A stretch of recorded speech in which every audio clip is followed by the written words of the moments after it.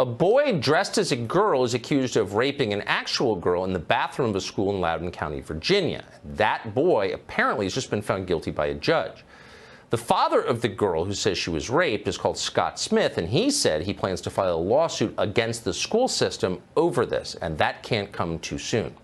At a recent school board meeting, the superintendent of Loudoun County Schools, a guy called Scott Ziegler, said, quote, "We don't have any records of assaults occurring in our restrooms because, of course, they couldn't be bothered to keep track." What does that have to do with the equity agenda? Nothing. What do we care about our students? Nothing.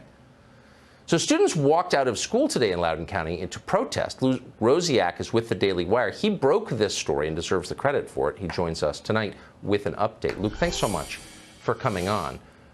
Everything about this story is stomach-turning. Tell us where we are tonight, please.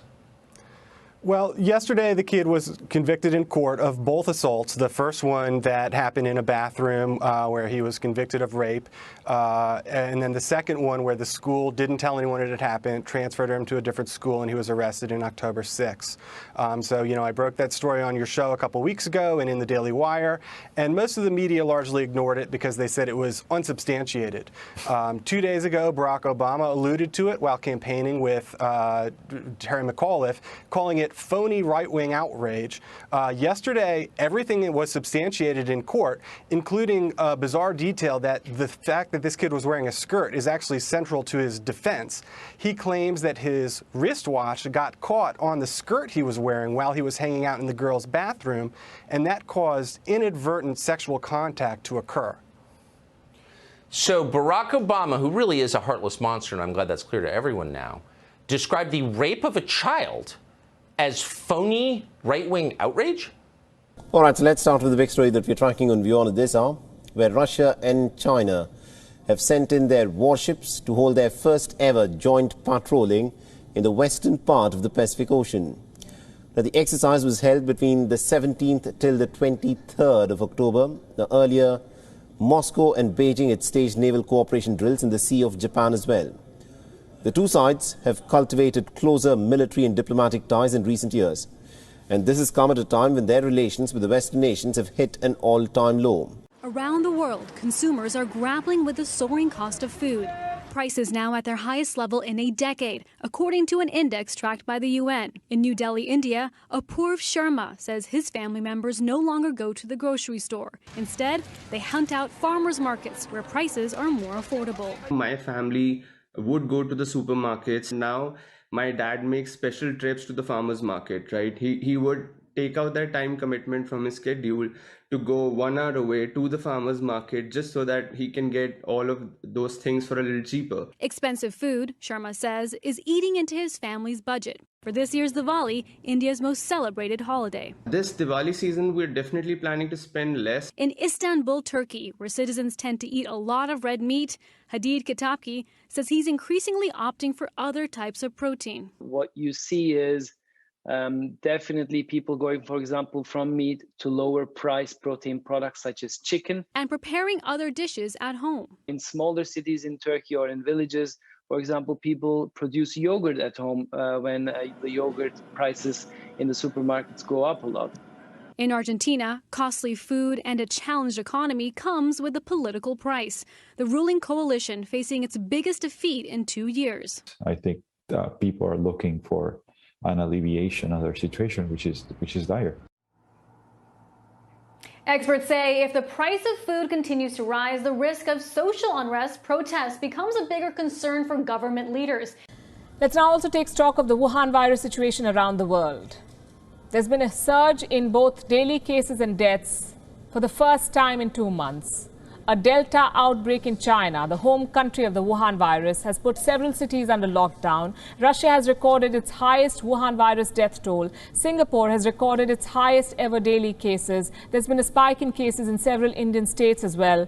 And the island nation of Tonga has recorded its first case.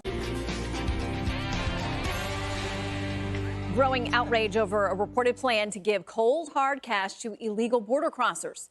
According to the Wall Street Journal, the Biden administration is in talks to pay up to $1 billion to illegal immigrant families separated at the border under former President Trump's zero-tolerance policy. Let's bring in the former Vice President, Mr. Mike Pence. Good morning to you, Vice President. Good morning, Ainsley. Good to be with you from Indiana. It's so good to have you on. We woke up this morning and our top story was what's happening down there on the border, because we're being told President Biden is planning on giving illegal immigrants who were separated from their parents, giving them each $450,000. So it could be nearly $1 million per family. What's your reaction? Well, my reaction is totally unacceptable.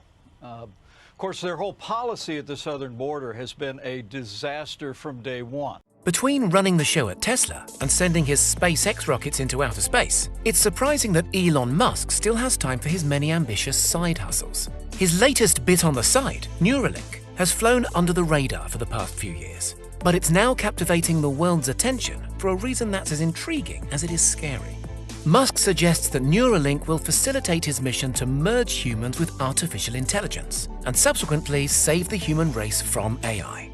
Most of Musk's businesses run off the backbone of forward-thinking technology, but one piece of tech that Musk openly fears is AI. He firmly believes that artificial intelligence is the biggest threat to the human race, and that advancements in its technology is a dangerous game for us all to be playing. It sounds a little far-fetched to think that AI could literally wipe out life as we know it, but Musk isn't alone in his worries. In its current narrow form, AI can already outperform humans at literally any mental task, from solving equations to playing chess. But if we were to unleash its full potential and develop AI into a wide form of intelligence, it could and would outperform humans in every way imaginable, especially if we partner it up with robotics. Musk sees only one way of escaping the impending doom of an AI-facilitated human extinction, and that is to somehow merge our own intelligence with machine intelligence. Without realizing, we are all already somewhat merged with machine intelligence by merely owning a smartphone and having access to the internet. With the World Wide Web at our fingertips, we are countless times smarter than without. The only limitation that we have is speed. Searching for information using the internet is slow in the way that we have to find, read, and process before we can relay any information back out. All of this takes time. The goal of Neuralink is to make this connection between man and machine seamless. And the best way to do that is to physically merge the two together using a microchip brain implant. So what exactly is this first-gen brain implant? Dubbed the N1, the very first Neuralink implant is a tiny 4x4mm square chip that will be directly implanted into the brain. Attached to the chip are tiny wires that are 10 times thinner than a human hair, which coincidentally is about the same thickness as a neuron.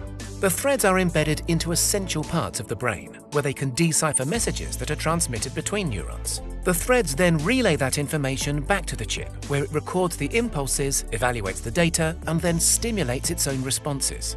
The chip and wires not only read the information that the brain communicates, but also inputs information back into the brain as well.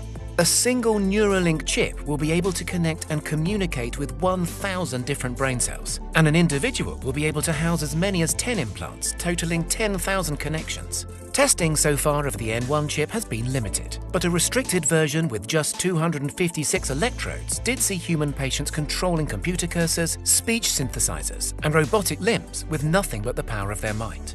Currently, the best FDA-approved brain implant has just 10 connections. So with this in mind, it's clear that the potential of Neuralink's chip is pretty much unrivaled. You'd think that the installation of such a device would be really complicated, dangerous, and invasive. But Musk has been very clear that the installation of Neuralink chips will be as straightforward as laser eye surgery. In the early stages, the installation of the chip will be done by the hand of a brain surgeon, but eventually, the entire procedure will be machine-operated. Neuralink are putting as much effort into the design and development of their robotic surgical device as the chips and wires themselves. Musk says that it will be able to undertake the procedure more intelligently and accurately than any human could, so it's the obvious route to go down. For the time being, the scope for Neuralink's technology will be to help those with physical and mental disabilities, used to help paraplegics with movement, amputees control artificial limbs, and those with memory loss reform connections. As the Neuralink N1 chip develops and gets smarter though, the possibilities get far more interesting. I'm sure Mr. Musk is over the moon that his tech can and most likely will help those with disabilities. But I think it's the more out there possibilities of merging humans with AI that really gets his juices flowing. In the distant, or maybe not so distant future, Musk sees Neuralink's AI chips being installed along the same lines as plastic surgery, as in it will be an optional surgery that some people get done, but it won't be absolutely mandatory. Although he also says that if everybody around you has the brain power of a quantum computer, then you will probably be tempted to get the procedure done yourself.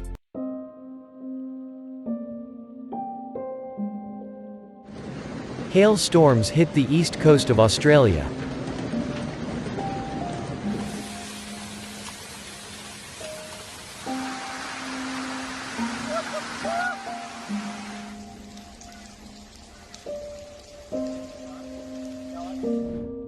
Emissions from the Shugo mud volcano in the Krasnodar territory.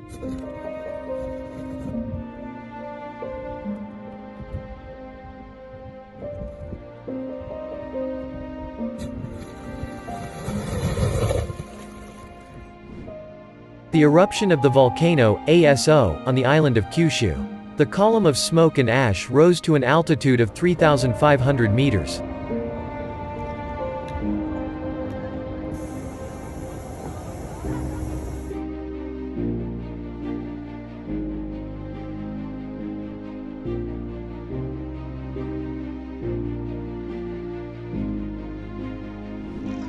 Entire communities have been destroyed by volcanic lava on the island of La Palma.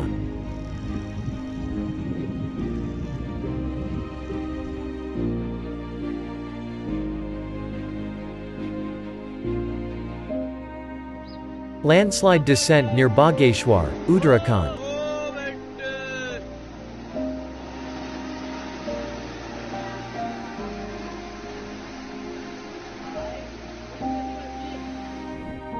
The eruption of the Cumbre Vieja volcano. Lava area 866.1 hectares. Destroyed, at least 2,185 buildings. Earthquakes 38, last night.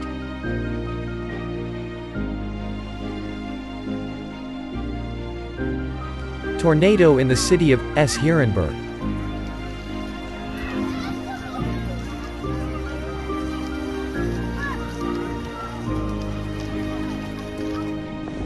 Strong wind in Paris due to the passage of the cyclone Aurora.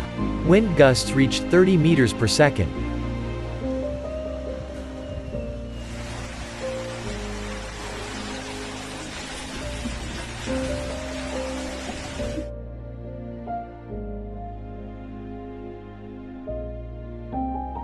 The eruption of the Yasser volcano on the island of Tanna.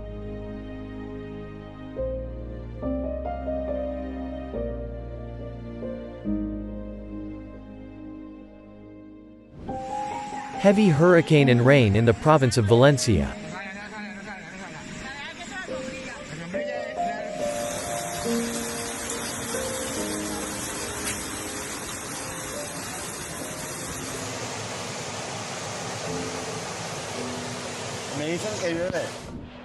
Strong wind in St. Petersburg and Moscow.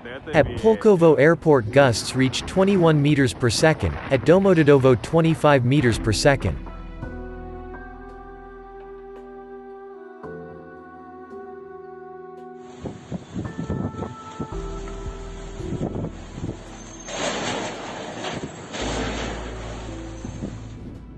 Another impressive video from the Canary Islands, where a seething lava sea was formed.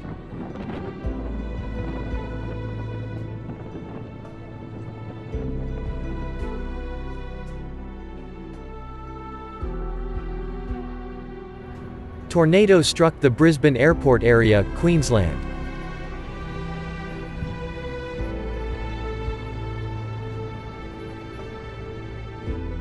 Tornado hit Widnes.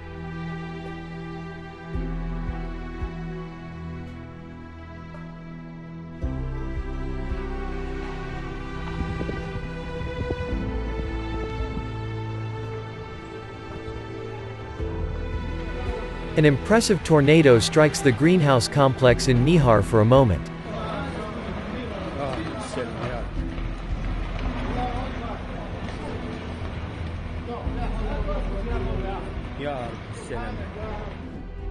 Eruption of Mount Etna.